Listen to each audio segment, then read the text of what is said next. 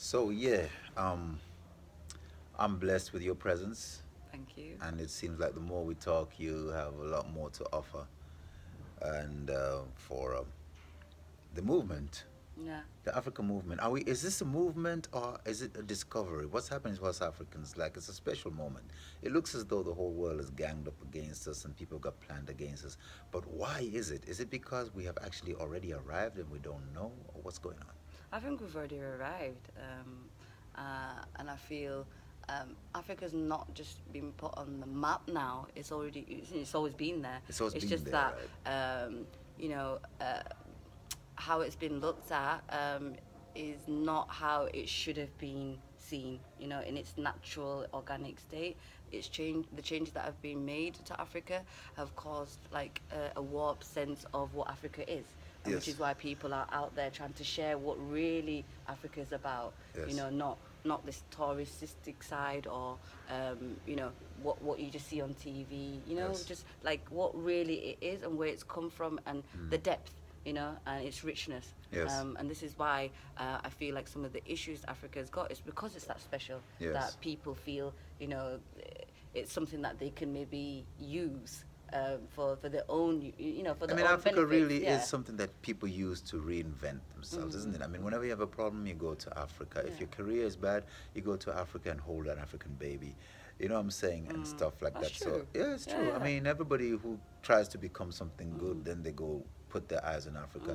I mean, Tony Blair did that when he was having very bad reviews with the, what you call it, with the Afghanistan war and everything and all of that.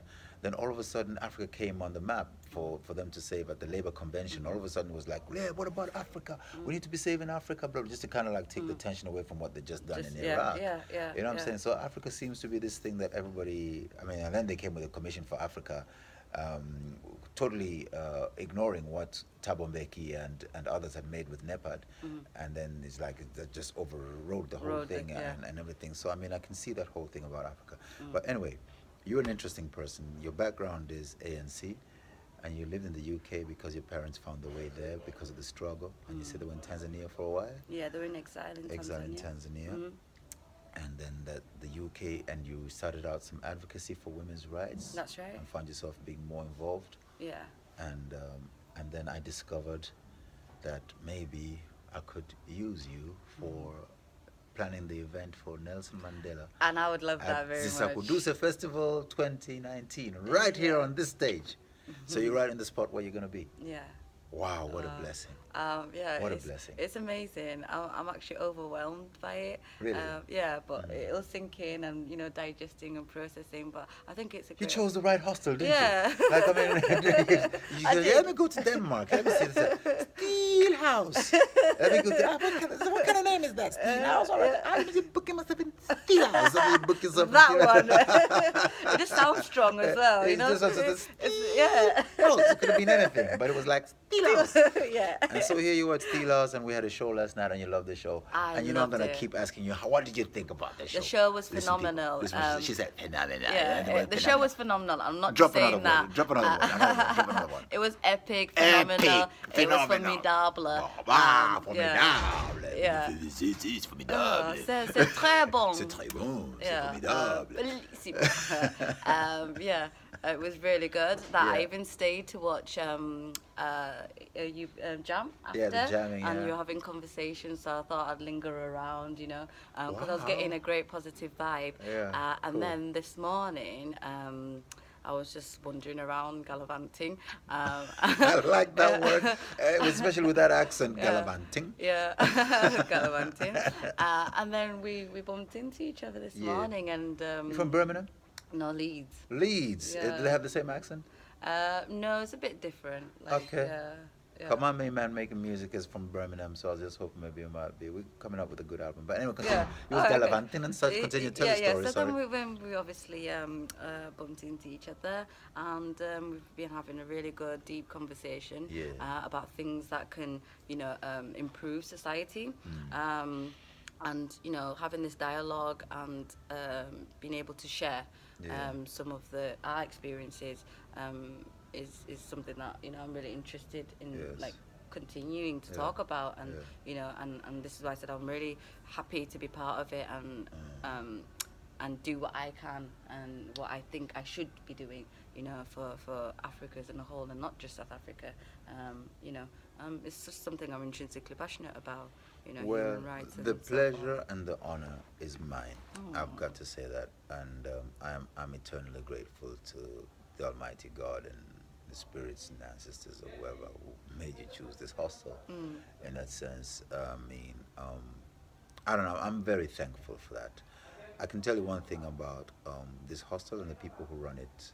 They're amazing people mm, who basically they are facilitators of exactly this. mm, I think somebody somewhere has understood what Copenhagen is about, mm, and that it's just about making the framework available mm, for all the talent and all the possibility that is going to come to, because it has become very internationalized over mm, the last 10 years. mm. There was a time when you wouldn't hear English being spoken in the streets in Wow. Copenhagen, Okay. and now it's like you rarely hear Danish. You're like, where are the Danes? Yeah, yeah. Basically. Looking for them. So you're looking for them. Like, So I mean, I don't totally blame the nationalist feeling that mm-hmm. people would have, because we have the same feeling Yeah, in Africa exactly. Yeah.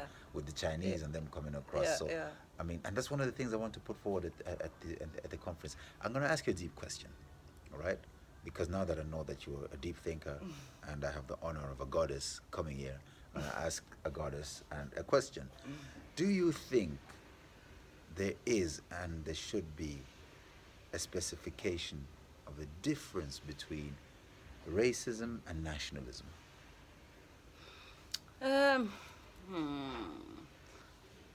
Take England as an example. Yeah, Maybe that's too crude an example, but that's where the shit is really going down, apart from America. yeah. But that's where, I mean, and when you think about it, are there sentiments within nationalism that are understandable, that you could have some sympathy for? I do, yeah. Yeah. Yeah. Because, like, just say, I'm nationalistic about South Africa. Yes. However, African Congress, yeah. however, I wouldn't go as far as to go out my way to sort of dig up history and blame even the new generation for the past generations, Yes. happenings. Yes. Because now, as you can see, forward thinking. Yes. And people are more open-minded and are more, receptive as well Yes. because they've been introduced. Yes. But whereas if you're nationalistic and you want to keep yourself to yourself and Yes. not knowing, you're causing xenophobia. You're causing this fear of people. Tough So, word you yeah. just brought up there. Oh my God. So you Yeah. get a xenophobic society when it's overly nationalistic. But there's Yes. nothing wrong about saying, "Oh, I love my country," Yes. because this is what it is. It is your Yes. country, Yeah. and fair enough, Yeah. But at the same time, this world is for everybody. Yes. So which is why people should be able to, travel and see places without feeling that Yes. they should not be in a certain place, because this world wasn't created for one set of people. It No. was created for all human race. Which is very obvious, Yeah, yes. and having that rainbow nation, which is why you see the colours. It's supposed to be colourful. Yeah. You're not supposed to have red over there on its own and Yes. blue over there on its own, Yes. and then when they come together, it doesn't. It doesn't. There's no correlation. Yes. The colours go. It's like it's collective. So the fact it says colours, it's collective. Yeah. I know you can say colour is one, Colour but collective. yeah, but it's a collective. Yes. There's beautiful colours. Yes. You have green with blue. Yes. As you can see, these colours don't necessarily. Some might say don't necessarily go, Yes. but they somehow can go Yes. if you look at it open-mindedly. Yes. Yellow can go with peach. Yes. Green can go with maroon. Yeah. Whatever. Yeah. And it's just accepting that people should be more open Yes. to what the world is really like.